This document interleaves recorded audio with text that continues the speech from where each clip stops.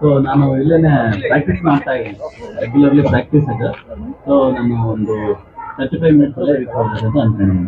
35 minutes ತನಕ ನಿಮ್ಗೆ podium ಇರೋ ಗ್ಯಾರಂಟಿ. ಹೌದು ಜೋಶ್.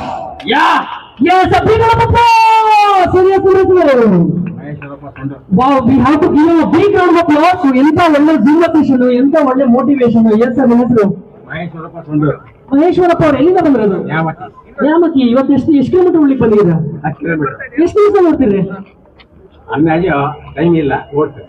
ಅಂದಾಜು ಟೈಮ್ ಇಲ್ಲ ಓಡ್ತೀರಾ? ಯಾಕೆಂದ್ರೆ ಇದೊಂದು ಹವ್ಯಾಸ. ಯಾಕೆಂದ್ರೆ ಆರೋಗ್ಯ ದೃಷ್ಟಿಯಿಂದ ಇವತ್ತು ಮನುಷ್ಯನಿಗೆ ಬೇಕಾದ ದುಡ್ಡು ಕಾಸಲ್ಲ. ನನ್ನ ಅನಿಸಿಕೆಯಲ್ಲಿ ಪ್ರತಿಯೊಬ್ಬರಿಗೂ ಬೇಕಾದ ಮಾನಸಿಕ ಆರೋಗ್ಯ ಮಟ್ಟ ಬದಲಾಗಿ ಎರಡನೇದು ದೈಹಿಕ ಆರೋಗ್ಯ, ಇದು ಯಾರು ಕೊಡ್ಲಿಕ್ಕೆ ಬರಲ್ಲ ಇವತ್ತಿನ ಈ ಪೀಳಿಗೆಯಲ್ಲಿ. ನನ್ನ ಅನಿಸಿಕೆ ಇದು ನಾವು ಎಷ್ಟು ಓಡ್ತೇವೆ ಅನ್ನೋ ಪ್ರಶ್ನೆ ಇಲ್ಲ, ಇದು ಸೋಲೋ ಗೆಲುವು ಮುಖ್ಯ ಅಲ್ಲ, ನಿಮ್ಮಂತ ಮಕ್ಕಳ ಜೊತೆ ಓಡಾಡೋದೇ ನಮ್ದು. Thank you so much. And a big round of applause. Health is louder. Health is wealth. Louder. Dubbiro yarko health is wealth. Wow.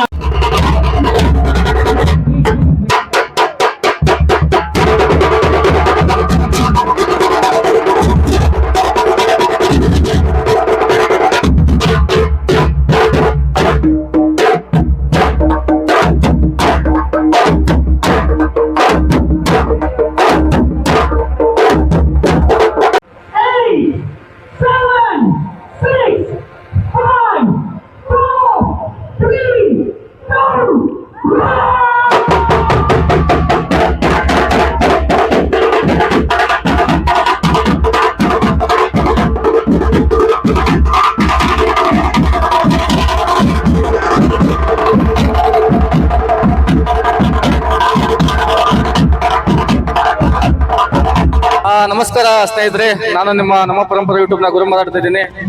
ನಿಮಗೆಲ್ಲ ಗೊತ್ತೇ ಇದೆ, ನಮ್ಮ ಚಿತ್ರದುರ್ಗದಲ್ಲಿ ಮೊಟ್ಟ ಮೊದಲ ಬಾರಿಗೆ ಮ್ಯಾರಥಾನ್ ಓಟವನ್ನು ಆಯೋಜನೆ ಮಾಡಿದ್ರು. ಈ ಒಂದು ಮ್ಯಾರಥಾನ್ ಓಟ ಡಿಸೆಂಬರ್ 21 ಇವತ್ತು ಬೆಳಿಗ್ಗೆ ನಡೀತು. ಆ ಒಂದು ಇದರಲ್ಲಿ ನಮ್ಮ ಸಂಡೂರಿನ ಮಹೇಶ್ವರಪ್ಪ ಅವರು, ನ್ಯಾಮತಿ ಅವರು ಕೂಡ ಇವರು ಭಾಗವಹಿಸಿದ್ರು. ಇವರಿಗೆ ಸುಮಾರು 75 ವರ್ಷ, ಚಿರ ಯುವಕ. ನೋಡಿದ್ರೆ ಗೊತ್ತಾಗುತ್ತೆ. ಇವರು ಕೂಡ ಒಂದು 10 ಕಿಲೋಮೀಟರ್ ರನ್ನಿಂಗ್ ನ ಕಂಪ್ಲೀಟ್ ಮಾಡಿದ್ರು. 1 ನಿಮಿಷ, 1 ಗಂಟೆ 10 ನಿಮಿಷಕ್ಕೆ ಕಂಪ್ಲೀಟ್ ಮಾಡಿದ್ದಾರೆ. ಇವರ ಒಂದು ಅನುಭವನ ನಾವು ಹಂಚ್ಕೋಬೇಕು. ಯಾಕಂದ್ರೆ ಇಂಥ ಇಡೀ ಒಂದು 75 ವರ್ಷದಲ್ಲೂ ಕೂಡ ಚಿರ ಯುವಕನಂತೆ ರನ್ನಿಂಗ್ ಮಾಡಿ ನಮ್ಗೆಲ್ಲ ಒಂಥರ ಸ್ಫೂರ್ತಿದಾಯಕ ಅಂತೇಳಿ, ಆದರ್ಶ ಅಂತ ಹೇಳ್ಬೋದು. ನಾವು ನಮಗೆಲ್ಲ ಸ್ಫೂರ್ತಿನೇ ಅಂತ ಹೇಳ್ಬೋದು. ಮುಂದಿನ ಒಂದು ಯುವ ಪೀಳಿಗೆ ಇವರ ಒಂದು ದೇಹ ಮತ್ತೆ ಇವರ ಒಂದು ಇದನ್ನ ವ್ಯಾಯಾಮ, ಮಾನಸಿಕ ನೆಮ್ಮದಿಗೋಸ್ಕರ ಇವ್ರು ಓಡ್ತಾ ಇದೀವಿ ಅಂತೇಳಿ ಮುಂಚೆನೆ ಹೇಳಿದ್ರು. ಮಹೇಶ್ವರಪ್ಪ ಸರ್ ನಾವು ಮಾತಾಡ್ಸೋಕೆ ಪ್ರಯತ್ನ ಮಾಡೋಣ. ಇದರ ಅನುಭವ ಕೂಡ ಅವರು ಹಂಚ್ಕೊಂತಾರೆ. ಸರ್ ನಮಸ್ತೆ. ಹಲೋ, ನಾವು ಸೊಂಡೂರು ಮಹೇಶ್ವರಪ್ಪ ನ್ಯಾಮತಿ ಅಂತ ಹೇಳಿ. ಇದು ನಿಜಕ್ಕೂ ಕೂಡ ಚಿತ್ರದುರ್ಗದಲ್ಲಿ ಒನಕೆ ಓಬವ್ವ ಅಂತ ಕೇಳಿದ್ದೀವಿ. ಹಳೆ ಇದರಲ್ಲಿ ಚರಿತ್ರಾರ್ಹ ಹೊಂದಿದ್ದು. ಆಕೆ ಏನ್ ಮಾಡಿದ್ರು ಅಂದ್ರೆ, ಕೋಟೆ ಉಳ್ಸೋಕ್ಕೋಸ್ಕರ, ಕೋಟೆ ರಾಜ ಮರ್ಯಾದೆ ಉಳ್ಸೋಕ್ಕೋಸ್ಕರ ಊಟಕ್ಕೆ ಕುಂತಂತ ಯಜಮಾನ್ ಬಿಟ್ಬಿಟ್ಟು ಒಂದು ಇದು ಮಾಡಿದ್ರು. ಆ ಥರ ಇರ್ತಕ್ಕಂಥ ಒಂದು ಊರು ಮೇಲೆ ಇಲ್ಲಿ ಕೂಡ ಸಂಬಂಧಿಕರಿದ್ದಾರೆ, ಎಲ್ಲರೂ ಇದ್ದಾರೆ. ಇಲ್ಲಿ ಬಂದಂಥ ಉದ್ದೇಶ ಏನು ಅಂದರೆ, ಈಗ ನಮ್ಗೆ 75 ವರ್ಷ ಮುಖ್ಯ ಅಲ್ಲ. ನಾನು ಮನುಷ್ಯನ ಇವತ್ತಿನ ವಾತಾವರಣದಲ್ಲಿ, ಇವತ್ತಿನ ಆಹಾರ ಪದ್ಧತಿಗಳಾಗಲಿ, ಆಮೇಲೆ ವಯಸ್ಸಿನ ಇದಾಗಲಿ ಯಾವ ಕಾರಣ ಬರಲ್ಲ. ಯಾಕೆಂದ್ರೆ ನಮ್ಮ ಮಾನಸಿಕ ಆರೋಗ್ಯ ಮೊಟ್ಟ ಮೊದಲಾಗಿ ನಮ್ಮ ಇದರಲ್ಲಿ ನಾವು ಹೇಳ್ಬೇಕು ಅಂದರೆ, ಯಾರೇ ಆಗಲಿ ಅವರವರ ಜೀವನಕ್ಕೆ ಅವರೇ ಹೊಣೆ. ಇವತ್ತಿನ ಇದಕ್ಕೆ ಆರೋಗ್ಯನೂ ಕೂಡ ಅಷ್ಟೇ, ಯಾರು ಕೂಡ ಬರೋದಿಲ್ಲ. ವಯಸ್ಸಿನ ಪ್ರಶ್ನೆ ಬರಲ್ಲ. ಈಗ ಚಿಕ್ಕ ವಯಸ್ಸಿಗೆ ಹಾರ್ಟ್ ಅಟ್ಯಾಕು ಬೇರೆ ಥರ ಆಗ್ತಾ ಇದ್ದಾವೆ. ಈ ಒಂದು ಇದರಿಂದ ಈ ಥರ ಮಾಡಿರ್ತಕ್ಕಂಥ ಒಂದು ಆಯೋಜಕರಿಗೆ ಮೊದಲನೇದಾಗಿ ನಾನು ಒಂದು ಅಭಿನಂದನೆ ಸಲ್ಲಿಸ್ತೀನಿ. ನಾನು ಹೇಳೋದು, ನಮ್ಮದು ನ್ಯಾಮತಿ ಅಲ್ಲಿಂದ ಇಲ್ಲಿ ಹೆಚ್ಚಿಗೆ ಒಂದು 150 ಕಿಲೋಮೀಟರ್ ಆಗುತ್ತೆ. ಬಂದ ಉದ್ದೇಶ ಏನಂದರೆ, ಈ ಮಕ್ಕಳ ಜೊತೆ ಮಕ್ಕಳಾಗಿ ಬೆರೆತು ಮಾಡಿ ಆಮೇಲೆ ನಮ್ಮ ಆರೋಗ್ಯ ಕಾಪಾಡಿಗೆ ಹೋಗ್ತಕ್ಕಂಥ ಉದ್ದೇಶ, ಅದು ಬೇರೆ ಆಮೇಲೆ ಅವರು ಬಹುಮಾನ ಕೊಡ್ತಾರೆ, ಬಿಡ್ಲಿ ಆ ಪ್ರಶ್ನೆ ಅಲ್ಲ. ಆಮೇಲೆ ಇದನ್ನು ಸೋಲು ಗೆಲ್ಲುವ ಪ್ರಶ್ನೆ ಬರಲ್ಲ. ನಮ್ಮ ಆರೋಗ್ಯ ದೃಷ್ಟಿಯಿಂದ ನಾವು ಇಂಥದ್ರಲ್ಲಿ ಭಾಗವಹಿಸಬೇಕು ಅಂತಕ್ಕಂಥ ಒಂದು ಭಾವನೆ ಬಿಟ್ಟರೆ ಬೇರೆ ಯಾವುದೂ ಇಲ್ಲ. ಸರ್, ನಿಮಗೆ ಈ ಕ್ರೇಜ್ ಹೆಂಗ್ ಬಂತು ಸರ್? ಇದು ಈ ಕ್ರೇಜ್ ಅಂತಂದ್ರೆ, ಈ ನಮ್ಮ ತೆರೆ ಬಿಡ್ತೀರ ಗೊತ್ತಿಲ್ಲ. ನಾನು ಸಾಮಾನ್ಯ 15 ವರ್ಷ ಹುಡುಗ ಇದ್ದಾಗ ಈ ಬಿಸಿನೀರು ಬಿಟ್ಬಿಟ್ಟು ತಣ್ಣೀರು ಇರ್ತಾನ. ಉತ್ತರ ಪ್ರದೇಶ ಹೋಗಿದ್ವಿ ತೋರು.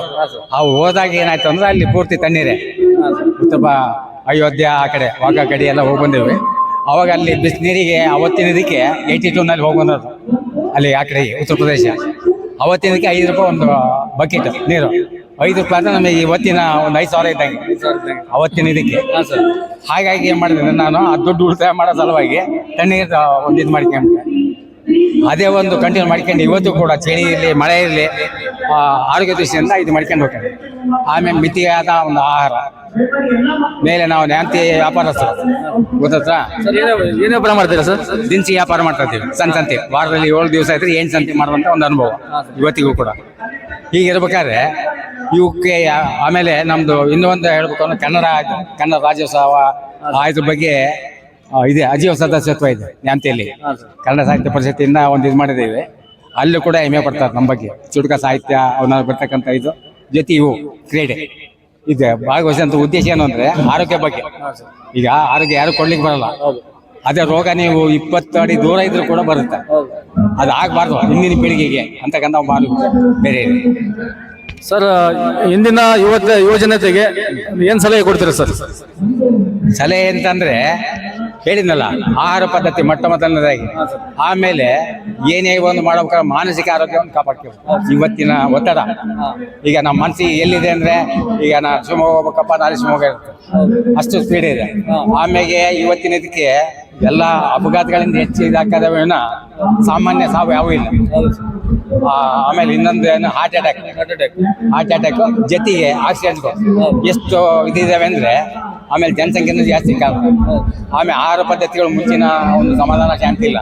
ಬರೀ ಮೈದಾ ಹಿಟ್ಟು ಸಕ್ಕರೆ ಇಂಥಲ್ಲಿ ಮಾಡಿದಂಥ ಒಂದು ಇದು. ನಮ್ಮವೆಲ್ಲ ರೊಟ್ಟಿ, ಜೋಳದ ರೊಟ್ಟಿ, ಮುದ್ದೆ ಇಂಥವು ಆಹಾರ ಪದಾರ್ಥ ಬಿಟ್ಟಿಲ್ಲ ಇವತ್ತು ಕೂಡ ಗೊತ್ತದ. ಇದೇ ಒಂದು ನಮ್ಮ ಚೈತನ್ಯ. ಆಮೇಲೆ ನಿಮ್ಮಂಥ ಯುವಕರು ನೋಡಿಬಿಟ್ಟು ಇದು ಒಂದು ಪುನಶ್ಚೇತನ ನಮಗೆ.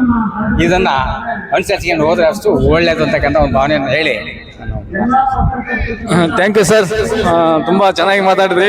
ಮತ್ತೆ ಈ ಒಂದು 75ರ ವಯಸ್ಸಿನಲ್ಲೂ ಕೂಡ ನಮಗೂ ಕೂಡ ಒಂಥರ ಇದಾಗುತ್ತೆ ಆದಂತ ಸ್ಫೂರ್ತಿ ನೀವು.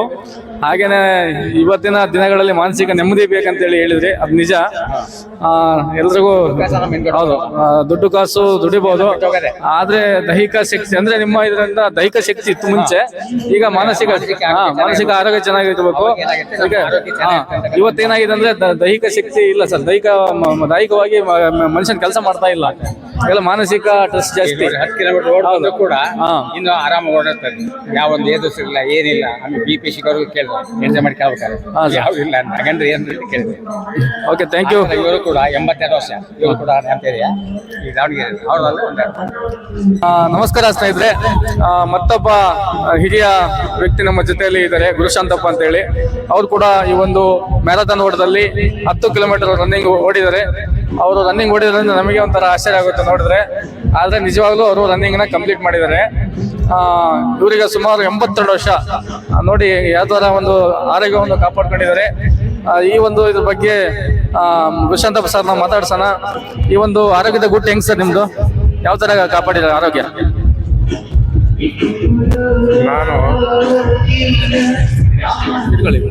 ನಾನು ಹುಟ್ಟಿದಾಗಲಿಂದನೂ ಆಟ ಆಡ್ಕೊಂತ ಬಂದು ನ್ಯಾಮತಿ ಹೈಸ್ಕೂಲು, ಕಾಲೇಜು ಎಲ್ಲಿ ನಾನು ಮೊದಲೇ ಕುಸ್ತಿಪಟ್ಟು. ನಾನು ಮೊದಲಿಂದನೂ ಪೈಲ್ವಾನ. ನಾನು ಆಮೇಲೆ ದಾವಣಗೆರೆಗೆ ಬಂದು 45 ವರ್ಷ ಆಯಿತು.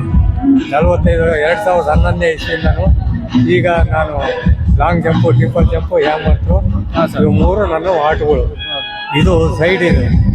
ದಿವಸ ಕುಂದುವಾಡಕೆರೆಗೆ, ದಾವಣಗೆರೆ ಕುಂದುವಾಡಕೆರೆಯಲ್ಲಿ ದಿವಸ 3 ರೌಂಡು ಸುತ್ತರಿತಾರೆ. ಅಂದ್ರೆ ಈಗಲೂ ಓಡಾಡ್ತೀರಿ ಸರ್ ನೀವು? ಈಗಲೂ ಓಡ್ತಿದ್ದೀರಾ? ಡೈಲಿ ಪ್ರಾಕ್ಟೀಸ್ ಮಾಡ್ತಿದ್ದೀರಾ? ಡೈಲಿ ಪ್ರಾಕ್ಟೀಸ್ ಮಾಡ್ತಾರೆ. ಅಲ್ಲಿಗೆ 15 ಕಿಲೋಮೀಟ್ರು ದಿವಸ 15 ಕಿಲೋಮೀಟ್ರು ಸ್ಪೀಡ್ ವಾಕ್ ಮಾಡ್ತಾರೆ. Okay, thank you sir.